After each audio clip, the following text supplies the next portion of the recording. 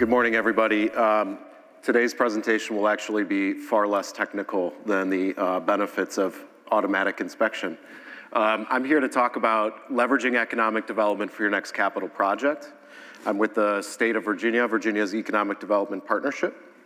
And what I wanted to do today is really take the opportunity to share how we are working with the manufacturing and food and beverage manufacturers in particular from an economic development standpoint, but really try to share some kind of wealth of knowledge in my 2 years of experience doing this, kind of give you guys the inside scoop that I can't necessarily share when we're interfacing with clients directly. So hopefully this is designed to, A, encourage you if you're not actively working with your economic development agencies, which I'll use EDA probably for the rest of this talk, encourage you to get out and start those conversations whether you have a project in the near term or not. But if you do pursue and engage them for support on existing facility expansions or new facilities, some tips and tricks on how to be a little bit more effective and kind of maximize the resources you get back out. Just let me kind of benchmark to see where we're at for anybody in the room who has worked with an EDA or who's been part of site selection or standing up a new facility. Okay, we've got some seasoned experience here. Did you guys, show of hands for those who have, did you guys work with your EDA at the state, regional level? Okay. How about existing facilities? Who's supported expansions? Awesome, okay. Another thing I want to do today is kind of call out some of the differences and how those types of projects are evaluated. Given the breadth of experience in the room, if anything I share up here sounds or feels different than the way you experience, feel free to call it out. It's not a big group, and I think we can get a little interactive here. So we'll go over some kind of the background of economic development. I'll show you guys how economic development, site selectors, and consultants are looking at the food and beverage industry, what a typical project looks like, and how we evaluate effectively ROI and evaluate your project in order to offer resources, incentives, and things like that. And then lastly, kind of share some of those insider tips and takeaways for you guys that hopefully you can use to strengthen your engagement and relationship with your EDAs. First of all, a lot of people come right out of the gate, engage EDA, and it's oftentimes feel like an incentives-only focused conversation. There's a lot more behind that. At the state level, they should be providing robust and in-depth real estate solutions and resources, helping you shortlist the right regions, where are the sites, what are the timelines, quarterbacking basically all these services for you, whether you're an existing business in that jurisdiction or a potential new business coming in. Looking at workforce, they'll help you identify where the right workforce in terms of size, skill sets, labor shed analysis, getting an idea of kind of where you need to be for wages to be competitive in that region. And then for ongoing businesses, really a successful EDA and firm relationship should be strong stewardship and support of your business. Are you looking at getting into international markets? They should help provide support in some of that trade facilitation, kind of international trade delegation opportunities, training on the markets that you may be targeting, as well as providing the kind of market research and intelligence behind your next initiative, getting into those markets, et cetera. So there's a lot of ways your economic development agency can add value to your project. If we're successful, we're gonna help lower that overall investment and project cost, and hopefully reduce some of the associated risks of the project. That could be anything from permitting, which often is a hang-up post-announcement, risk assessment, due diligence, kind of environmental mitigation, working with your regulators, DEQ, or your kind of, whoever your food regulatory agency, in our case, it's the Department of Ag. Access to incentives, infrastructure, and workforce support. I think using the Mid-Atlantic as an example, I'll share on it in a little more detail in a future slide, but one of our biggest challenges is inventory of sites. So understanding where those sites are at and what we have in terms of inventory to meet your project timelines. And then some of the more kind of soft, indirect resources that we offer are things like what we call ecosystem building. That can be interpreted as like a fancy Rolodex. I think it's a lot more in-depth than that. It's really about understanding all of the layers of stakeholders, regulators, partners that come together that make the project is successful, get it off the ground and operational, but that help ensure your long-term success operating within that state or region. So here are some of the key site selection factors that clients and firms usually approach us on and seek our expertise on. Obviously, workforce is top of the list. Cost of labor is significant and a significant driver increasingly. Proximity for food and beverage, proximity to customers, suppliers, transportation infrastructure networks. Some of the secondary components of this are, of course, smaller, more targeted incentives to help drive project success. And really, I want to get into this in a little bit more detail, is really expecting and kind of holding your EDA accountable as an existing business in the state in which you operate to be supporting you in terms of retention. If you're having workforce challenges, they should be at your side supporting you in identifying resolution of those challenges. So my team, as an example, we cover food and beverage, biopharmaceuticals, and advanced materials manufacturing. We try to stay abreast of really what is really the driving decision factors for projects. For food and bev, I think arguably we'd probably all put workforce and cost of labor at the top. More specifically, a challenge we deal with, which I touched on, is that crunched inventory of sites. We've had so much industrial growth over the last 5 years.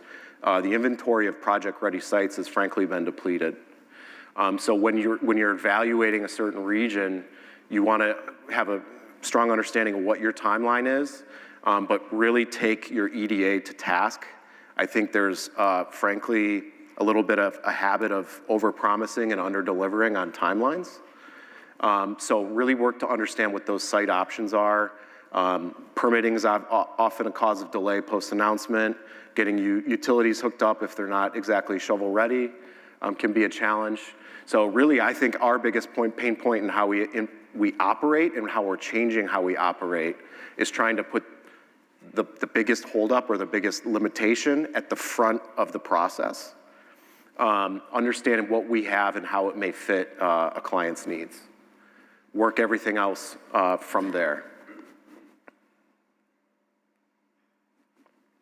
A great report came out that a lot of economic development agencies, site selectors, and consultants use. Great firm called Global Location Services. They just put this out, and I thought it'd be useful to share with you guys kind of how the other side evaluates F&B projects and what they're thinking about. F&B represents 14% of total manufacturing employment. I think that's really impressive. The wages are eyebrow raising, I would say. I think the rising cost of labor continues to be a challenge. And then just some kind of growth categories that we're seeing a lot of projects in terms of subsectors of food and beverage. So the report came out and basically benchmarked 60 years of historical food and beverage projects, and then has kind of narrowed to look at, well, what's gone on in the last couple years. So noteworthy projects, this data represents about 154 projects, 15 billion in CapEx, and 23,000 newly created jobs. Large project activity in produce, specialty, kind of fresh foods category. Where is the growth happening? Kind of Great Lakes regional Midwest, and then the Mid-Atlantic. Costs and supply driving factor in site selection. So this is kind of what the typical project looks like. 250,000 square feet. The ratio between CapEx to employees is changing as a result of automation and new technology being implemented in processes. And typical business size is about $250 million a year in sales. So how do we evaluate projects? We start kind of with a lens of two ways of defining the businesses that approach us. Is it a traded sector activity or business or non-traded? These are some examples of traded versus non-traded. We deal in the traded side of things at the state level, of which I'm going to guess 100% of you all fall within. Basically is 51% or more of your revenue derived from out of that state. The idea being there, the states want to bring outside dollars into their economies as opposed to turning local dollars over. The other aspect of that is the kind of indirect and induced jobs multiplier that comes with traded sector economic activity. So non-traded business, kind of one job through the economic development pipeline yields something more like 1.2 in total employment impact, whereas the traded jobs have a multiplier of up to 3 for every job that kind of comes through a created economic development pipeline. This is important because your project is being evaluated for ROI. So it is in fact a business transaction. We've got to see the value in the project just as much as you want to see the value in locating and operating long-term in that state or that region or locality. Every state's a little bit different. We're more performance-based. There's others who are outright cash match. Every state's gonna be a little different. But the idea behind evaluating competitiveness. So we were just chatting earlier. Don't engage your EDA and say, we're coming to Ohio. Tell Ohio you're thinking about Michigan, Illinois, Indiana, and Ohio, and start the conversation from there. What they want to do is try to use incentives as a lever to drive you more towards their state and enhance the overall value proposition of the project. I'll touch on this later, but really, it can be, this is where it gets challenging, is sometimes you can tell you're being, they already may be leaning towards another state. They're calling on you to see what you've got to offer so that they can take that as leverage to go squeeze the state that they really want to be in. That's part of the process. It's fine. But this is kind of just a heads up. Be competitive as you approach these EDAs. So like I said, this is that we have to see ROI for it to make sense and to justify pulling into taxpayer dollars and coffers to support that project. We want to know that those resources are going to something that shows a return, not only in terms of dollars, but to the community more broadly. So the traded job creation is also a big part of that model and why it's so important to deriving ROI. There's more than just the jobs that get created out of that facility. There's the indirect job creation and employment that supports that facility within the community and more broadly. So at the state level, we're going to evaluate projects typically on the job creation piece. The return comes through basically the payroll tax receipts, corporate income tax. So that's how at the state level they're evaluating feasibility of your project. This may not be universal in every state. I'm sharing kind of the structure that we work through. It gets very interesting, and I've encountered some kind of challenges as I've found my way in this role. The localities are going to make that return on their M&E, so the assets, the capital assets that you put in place on the plant floor.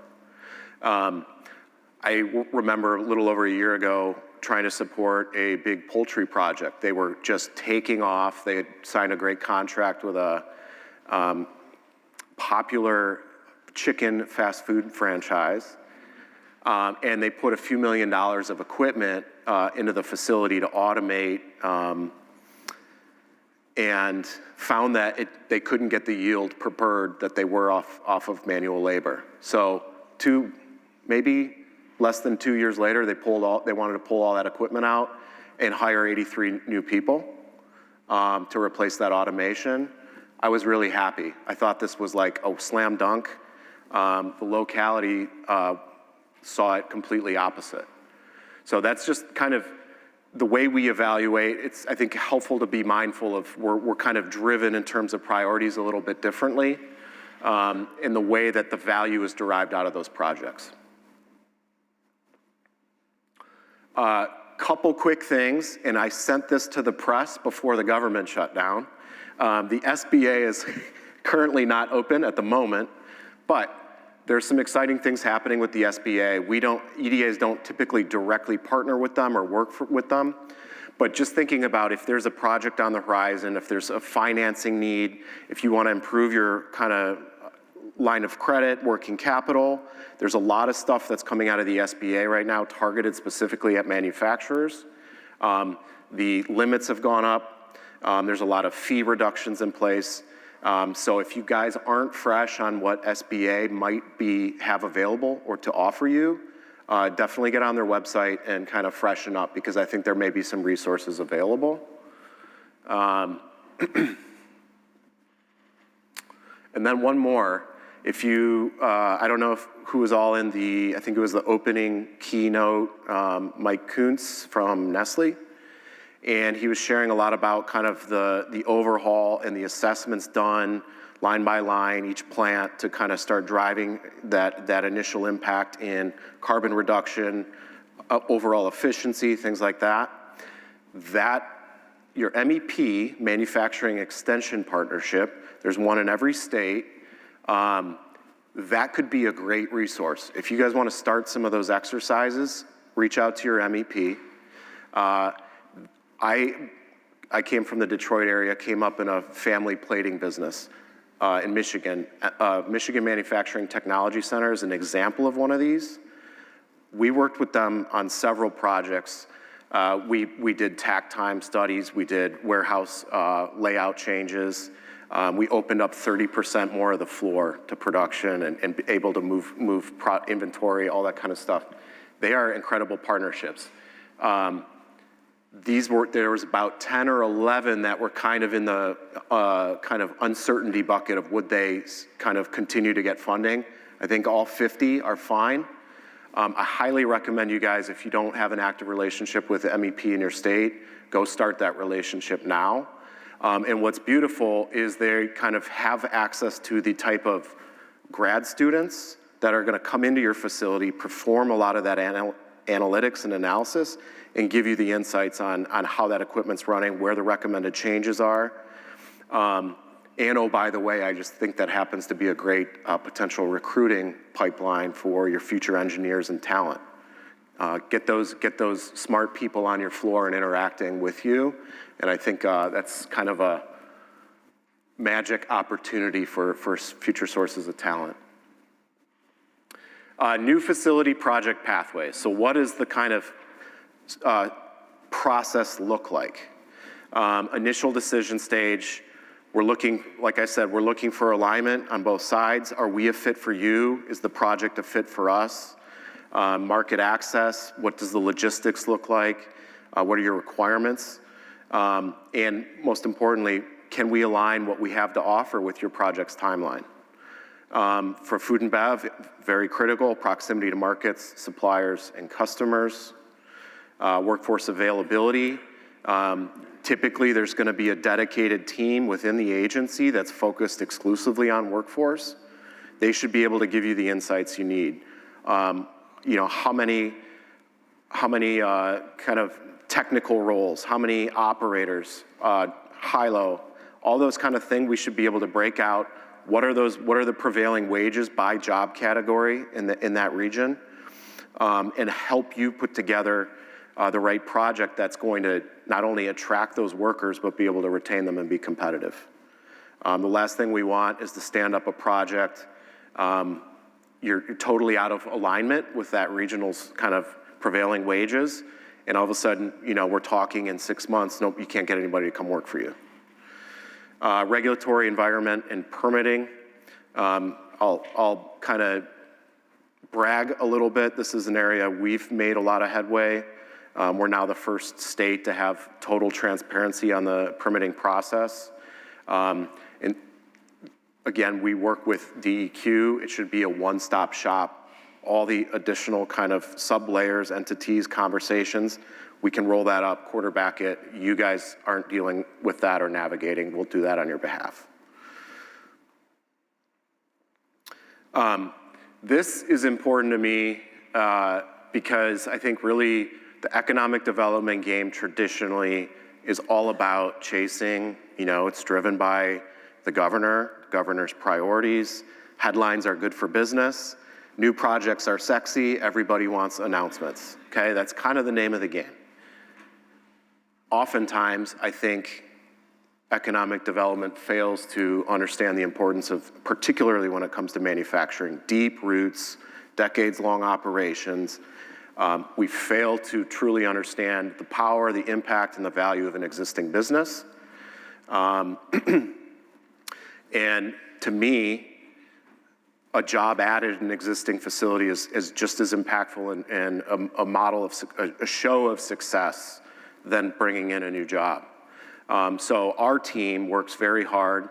We go out, we visit with our manufacturers alongside our kind of workforce retention team. We want to know what's going well. We want to know where you're having problems, identify them, work with you guys to try to alleviate those pain points. The incentives piece of expansion, I think, is also doesn't get as much kind of credit as it should. I think we should be driving more resources to existing facility expansions.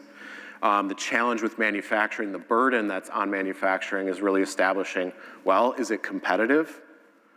We deal with commercial real estate. There's a massive vacancy issue in this country. If I'm a tech firm and I want my EDA to support me, I can terminate the lease, and I could say, you know what, I'll just move to DC. I'll move to Maryland. That's all I have to do to say to you to get you to activate with incentives to retain me. That's a little bit different with manufacturing. You can't quite uproot, and I think EDAs fail to recognize the value of that retention. So what's a workaround potentially? If you're not actively talking to your local economic development agency, that could be at the city or the county level, the regional level, and the state level, you may not have a need today, but build the relationship, make sure they're getting to know you, make sure they're getting to know what you're contributing to that local economy, to that community, and help kind of, I would say, educate them so that when the need does come up, you're in a much better position to convey the value of that project and how they should be able to support you, whether that's incentives or more soft resources more broadly. This is kind of more on what I call that manufacturing burden. It's deep roots and difficult to kind of model and value. But this is kind of just a comparison, lower risk profile on an expansion. Incentives are gonna be more targeted. So oftentimes it may be more workforce related. Well, just tell me about that new jobs piece. Okay, we can throw you kind of a kicker per head on some retraining based on new equipment that's coming in. So it's not gonna be more as broad of a brushstroke in terms of incentives that you can apply to the project, but identify the things you need. You probably wanna focus on workforce, and I think you'll get some more targeted support in terms of resources. Timeline's obviously faster, fit with strategy, again, deepening roots, making that case that you carry just as much, if not more value as an existing facility and expansion project than any incoming new project. This is another piece. This is where we're doing it, I would say, a little bit differently. It's not only about us being able to kind of connect and add value through all the state or public side layers that have relevance to a project. It's about knowing who's all in your jurisdiction and how can we foster industry to industry or firm to firm connections and value. There's a lot of examples where we're out we're having these conversations. You're kind of getting a feel for what the pain points are. You're identifying trends. And we oftentimes are the broker. It's much better where we can turn to another firm as opposed to a public agency for a solution.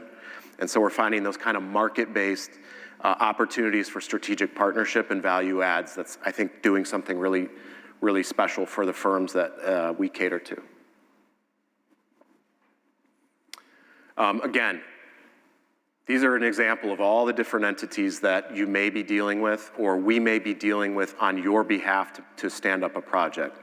It's a nightmare, so you should kind of hold your EDA accountable to be that central quarterback, a singular point of contact.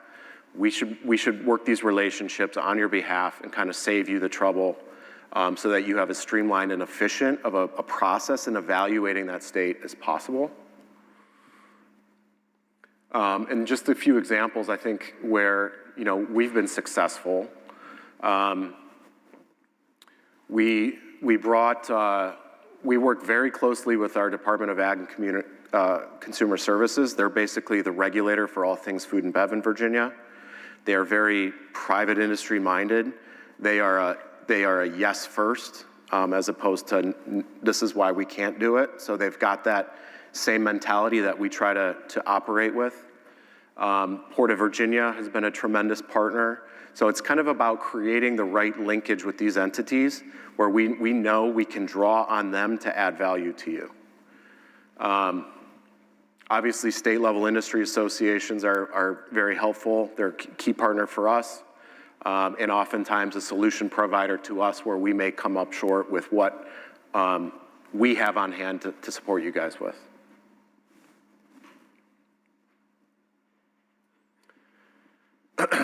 So some of these ideas here, I would say, are new.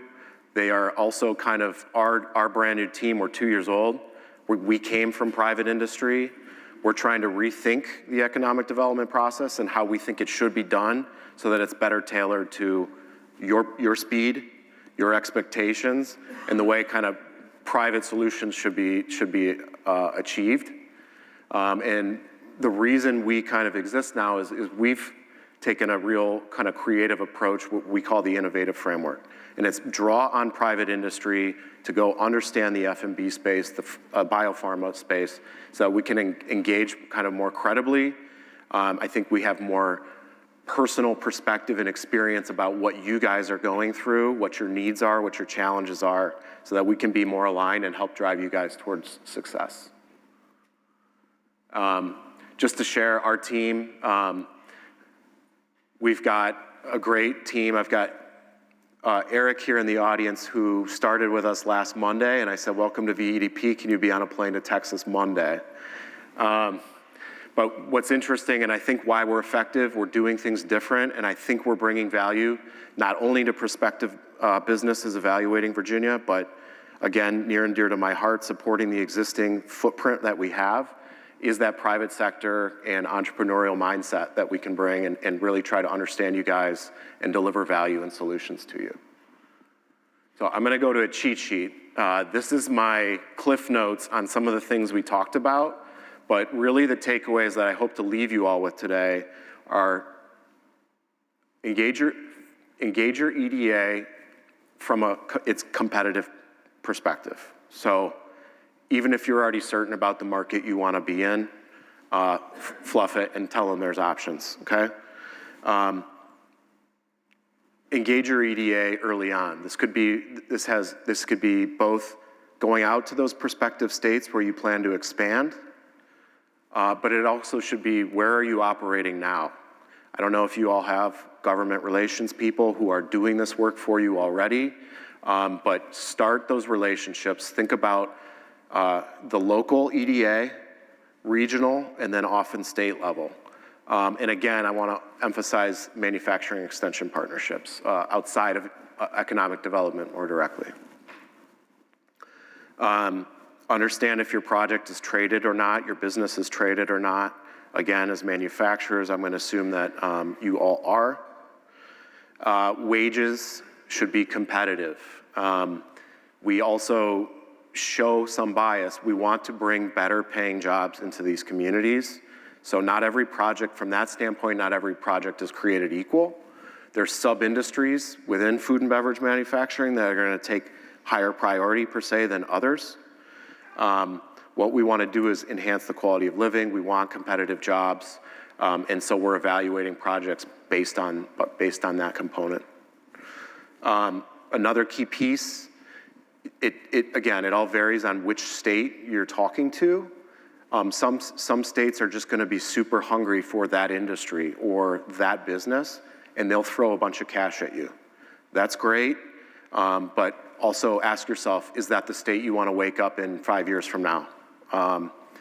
So understand that the project incentives are great, but incentives don't make a bad project good. They should make a good project better. And you don't want to approach the EDA from a standpoint of, I'm thinking about coming here, what do you got for me? You want to demonstrate this project is self-funded. You know, what is the capital stack that's going to come together and bring it? And then how is potential incentives a sweetener or that layer of icing on the cake? And then just re-emphasizing that clear ROI piece. This is how they're going to evaluate what they can offer you. So you kind of present a set of parameters across a certain timeline. What does my jobs ramp up look like over a typically 3 to 5 year window? What's the CapEx? What are the assets we're putting in place? And then it gets evaluated kind of from the state and local levels. And they want to see that clear ROI. Thank you very much. That's it. And hopefully you guys have some questions.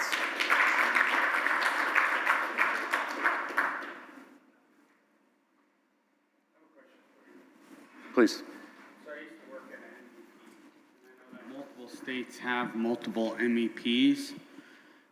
Do you recommend you go to economic development and then they choose the MEP based on region or? Yeah, they're probably carved up by region, or there's some way that there's typically going to be an MEP that's assigned for you, or that, and I think your EDA should absolutely help you navigate that. And then the further question for that is, are you also partnering with like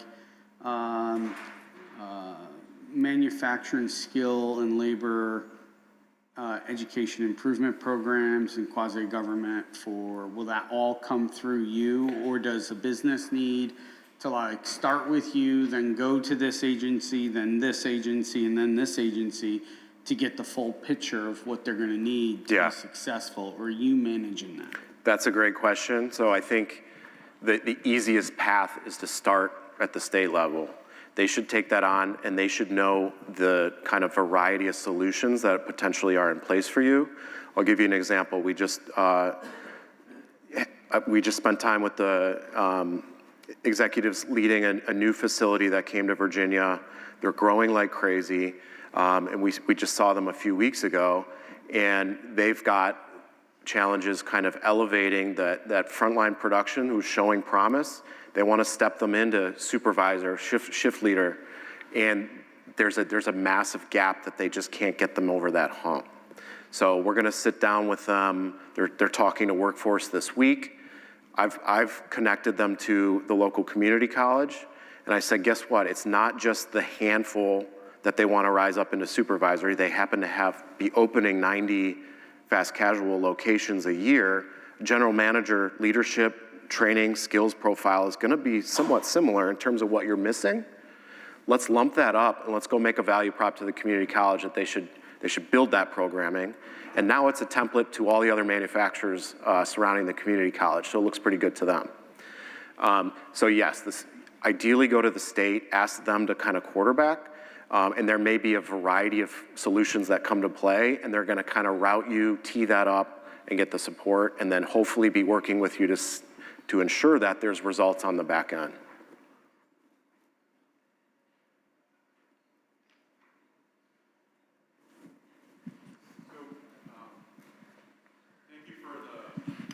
Thank you very much. Appreciate the information. I mean, I would say from a Department of Economic Development, my experience is multiple states, different companies, really good at getting things over the line to start, but the longer term relationship is clear from a business standpoint. We need to stay more active in reaching out. So again, I appreciate that reminder. I would say what we're starting to look at and spend more time is, wattage, workforce, right? And I think Bob just hit on that as far as the workforce and water. And what is that conversation, or how are you framing that, reliability of resourcing moving forward in those kind of three categories? First of all, I think I can see your shirt, and I thank you very much for asking that. There are also examples of when economic development doesn't get things right, and I want to point that out. And that's a key component of engaging early on, start those relationships. How do we help navigate kind of crunching availability of resources and scarcity potentially? And so our role is to really survey and understand our assets, what we have and what our limitations are. If you're a big water project, there's places I want to put you in Virginia, and there's places I don't want to put you.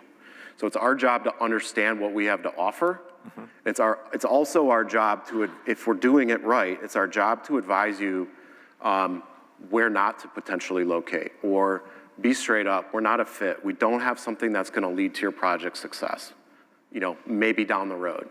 That's the mentality our team operates with, because to get a headline and then learn that the business was not successful a couple of years down the road is an absolute failure. So that was the water piece. The energy piece is kind of a unique one to answer from a Virginia standpoint. We're probably among the most pressed. We're the data center capital of the world. Our manufacturing community is sitting here wondering, where the hell is my power going to come from? That's something we're working really actively on. But then that's, again, also a shining example of the stakeholders behind us. 2 months ago, Virginia Manufacturers Association put on an energy-focused summit, and it's the manufacturers in the state come together and are focused on that strategic issue and thinking out 5 to 10 years from now, how can I ensure my availability for power in my facility? So not exactly a solution today, but the work in that kind of process is being undertaken. So I think those are the things that an EDA should be able to help you navigate, connect you to, unpack, and work on resolutions for. Thank you. Great. Great work. Thank you. Thank you.